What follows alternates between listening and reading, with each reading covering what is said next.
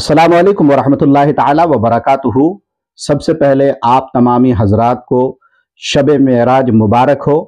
इस शब मेराज की रात अगर आप 2 रकात नमाज नफल इस अंदाज से पढ़ते हैं कि हर रकात में सूरह फातिहा के बाद सूरह इखलास 11 मरतबा, उसके बाद फिर दूसरी रकात में भी सूरह फातिहा के बाद 11 मरतबा सूरह इखलास यानी कुल हु वल्लाहु अहद पढ़ने के बाद सलाम फेर लें। सलाम फेरने के बाद आपको एक तस्बीह पढ़ना है, बिस्मिल्लाहिर्रहमानिर्रहीम, सुबहानल्लाहि व बिहम्दी सुबहानल्लाहिल अज़ीम व बिहम्दिही अस्तगफिरुल्लाह।